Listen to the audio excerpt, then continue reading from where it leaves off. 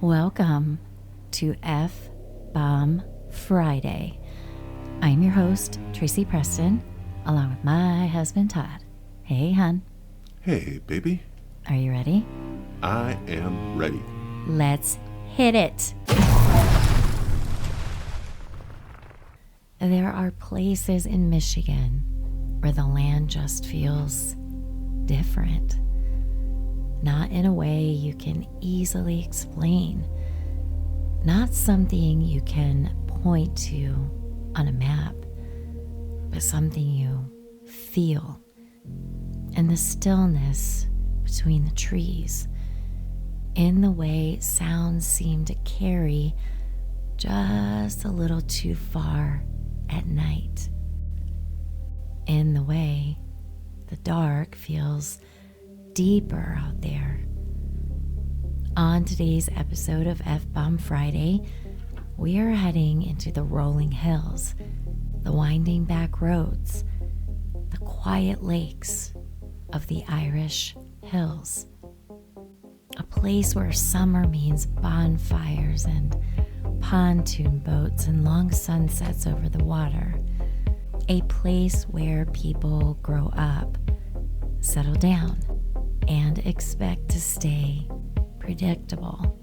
But in the late 1980s and into the early 1990s, something unpredictable moved through that landscape. Quietly, patiently, and according to those who experienced it, personally. Because this isn't just a story about lights in the sky. This is a story about people who believed something entered their homes, stood beside their beds, and took them somewhere they never should have been. Not once, not twice, but over and over again. By 1994, as many as 35 individuals in the Irish Hills area believed they had been abducted by something not of this world. And whether you believe them or not, their stories line up in ways that are hard to ignore. These are the abductions of Irish Hills. This is the account of a woman named Judy, and that's all she would prefer to be known as. Judy didn't want to believe it. She told herself it was stress, bad sleep, too many late nights, too much on her mind. But the dreams didn't fade. They sharpened. At first, it was just a feeling. The sense that she wasn't alone in her room. That something was standing just outside her field of vision, watching. Then came the paralysis, the horrible, suffocating awareness where your mind is awake, but your body refuses to move. And then one night, she opened her eyes, and the room wasn't right. The walls weren't hers. The air felt sterile. And she was lying on something cold, flat, metallic. She tried to sit up, but nothing. She tried to scream. Nothing. And then she saw them. 3 figures. Too thin, too still. Their heads slightly too large.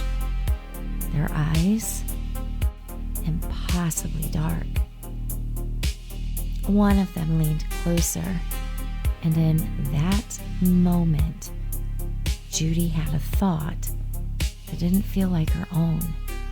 Do not be afraid, but she was. Because whatever was happening was not a dream.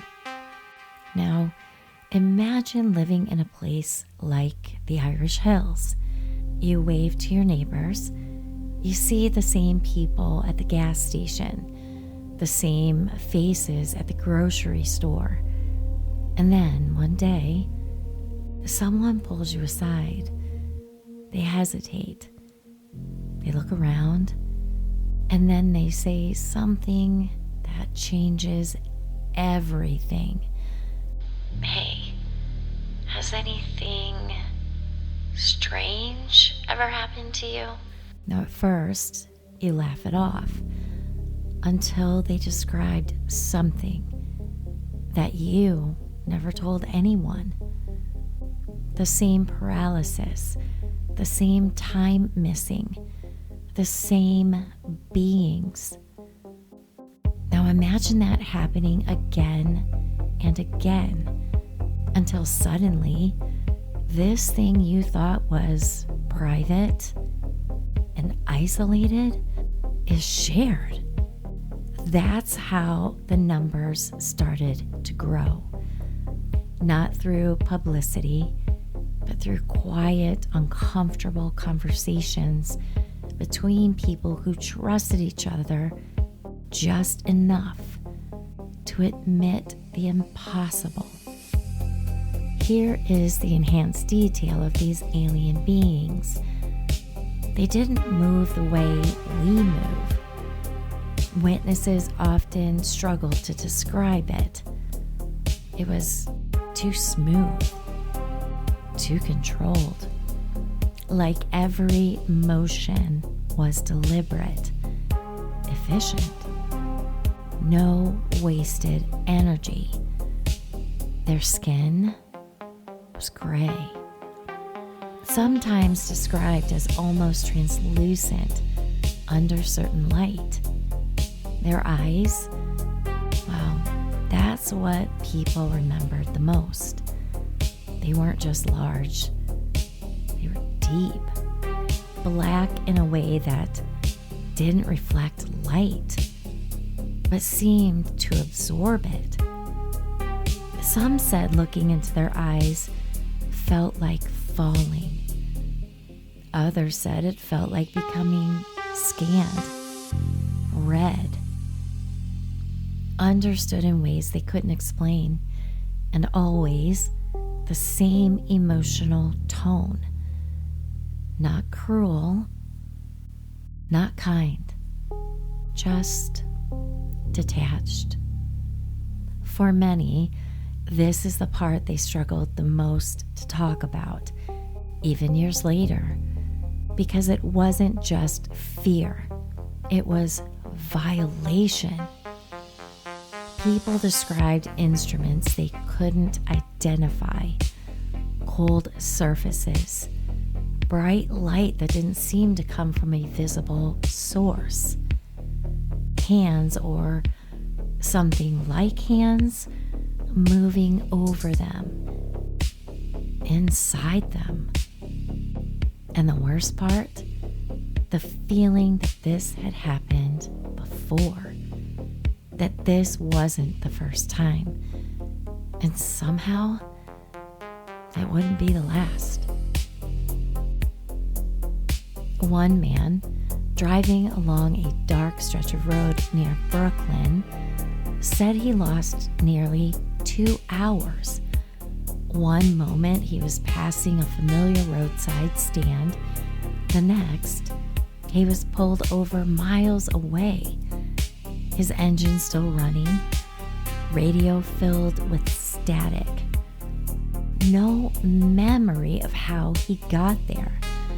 Just a splitting headache and the sense that something had interrupted his life and then quietly put him back. One of the most chilling accounts came from a family who didn't compare experiences until years later. A husband, a wife, and their teenage daughter. Each had their own encounters.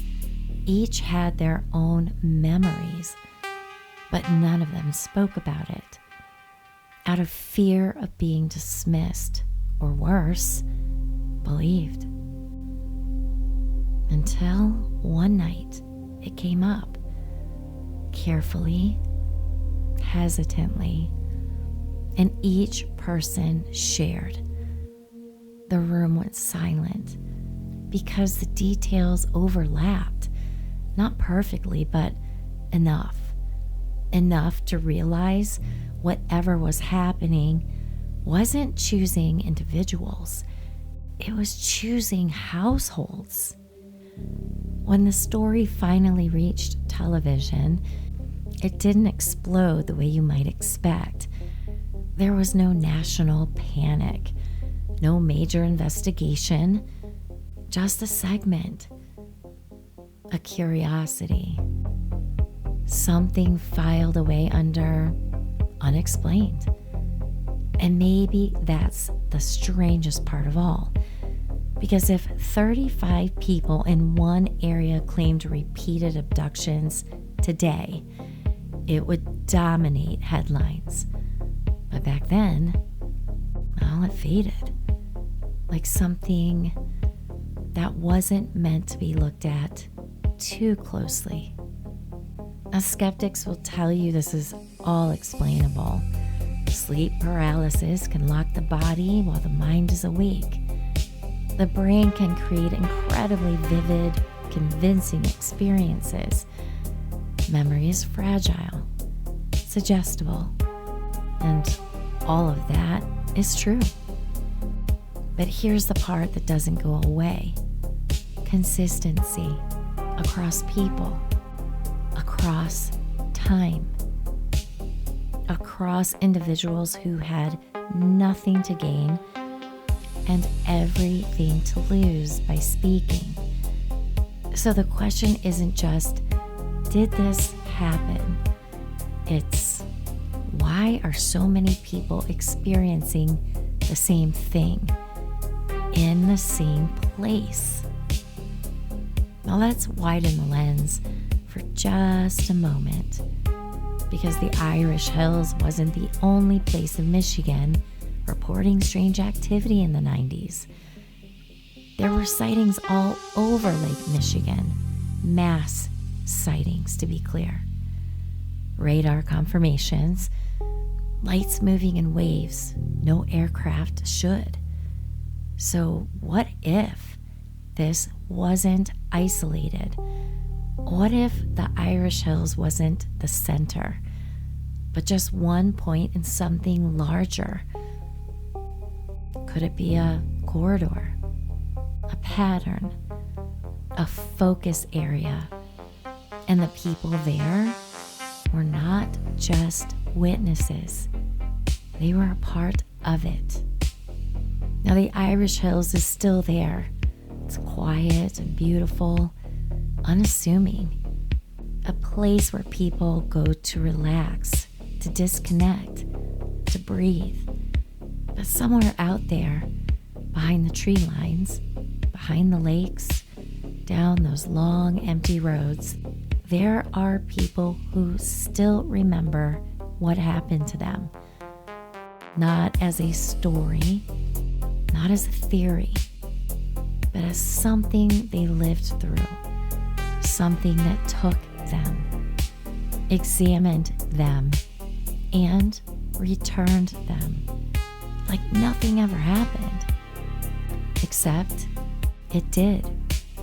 And maybe the most unsettling truth isn't whether it was aliens or the mind or something else entirely.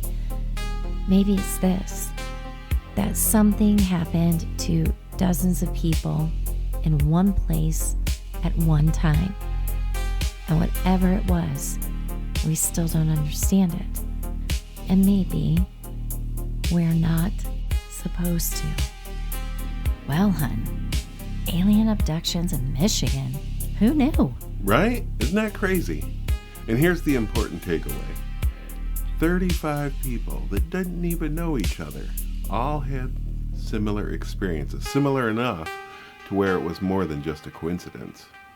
And I gotta tell you, if I was that person who had another person walk up to me and tell me exactly what happened to me, and I held it in the whole time, I think I would have laid a golden egg. Yeah, that'd be pretty freaky. You know, people always think, I'd like to be abducted. I give that a big fat no. I give it a big fat no, too. Especially if you're paralyzed, you know. This is not fun. This is not a fun experience for these people. It's not like they're just taking you for a joyride out in space. No, they're scientists. They're scientists. They're doing experiments. They're trying to figure us out. Just like we do to other things, and it's not nice either way. Right. You would think that these aliens, you know, if they do exist, wouldn't they already know everything about us? If they're farther advanced, what do they need to be poking around us for? Well, let's think about it. I mean, we're not the only planet out there, and we certainly know we're not the only galaxy out there. So, who knows? Maybe it's just their, first time here. Yeah. And who knows? Maybe they're trying out new experiments on us to see what else we can do. Yeah. Will it work if we body snatch? Yeah. I can see it. It's nuts. Yeah. No thanks. Again, no thanks. Would scare the living hell out of me. Right. And this coincides with a lot of other UFO sightings and things of the like that happened at the time. So they all could be connected. They could be. Yeah. All I know is I don't want to find out. I don't want to find out. And I feel terrible for these people. Right. It's traumatizing. Yeah, we saw that one movie. I can't even remember what it's called now. Can you? Mila Jovovich was in it. Yeah. We talked about it before up in Alaska. Yeah. Oh, it was in Nome, Alaska. Yeah. Yeah. Crazy. So anyway, great story, hon. Thank you. Well, you want to sign us out? I sure do. You better lock your doors. You better lock your windows. And you might want to check under your bed. I'm not looking under there. You're not looking at what if there's aliens, babe? Especially why I'm not going to look under there. I'm just going to lay in bed with my head under the sheets and pretend everything's fine. All right. So thank you, everyone. Thanks, everybody. Hey, and we will see you again on Malice Monday. We will see you on Monday.